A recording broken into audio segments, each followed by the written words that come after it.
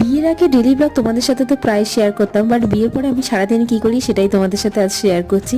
তো সকালে ঘুম থেকে উঠে আমার প্রথম কাজ থাকে আমি স্নান টান করে একদম সুন্দর করে সাজুগুজু করে ঠাকুর পুজো দিতে যাই, কারণ নতুন বউ তো তাই জন্য একটুখানি সাজুগুজু করছি এখন। আর কি পরে কি করবো জানি না, এখন একটু আমার সাজুগুজু করতে বেশ ভালোই লাগে। তারপরে ফুলটা আমার শ্বশুরমশাই এনে রাখে, তো সেই ফুল নিয়েই আমি চলে যাই ঠাকুর ঘরে। ফুল গাছ আছে কিন্তু মানে এত ভোরবেলা এসে তারা যে ফুল তুলে নিয়ে যায়, আমি উঠে একটাও ফুল পাই না, এরকম কেন করে জানি না। তাই জন্য প্রতিদিনই আমাদের ফুল কিনে আনতে হয়। তারপরে স্নান টান করে উঠে একটু জামা কাপড় মেলে দিয়ে, আমার জামা কাপড়গুলোই কেচে সেগুলো একটু মেলে দিই। তো তারপরে ছাদে একটুখানি গুড় করি, হ্যাঁ এটা প্রতিদিনই করি, ছাদে একটুখানি ঘুরে টুরে তারপরে চলে যাই একটু রেস্ট নিতে। দেন আমি হচ্ছে গিয়ে একটু সবজি টবজিগুলো কাটি, মানে যেগুলো আমি কাটতে পারি, মানে সব সবজি আমি কাটতে পারি না, যেগুলো সহজ কাটা সেগুলোই কাটি। একটা রান্নার কাকিমা আছে, উনি এসে রান্না করে। আজকে যেহেতু খিচুড়ি হয়েছিল তো ওই কাটাগুলো আমি কাটতে পেরেছিলাম।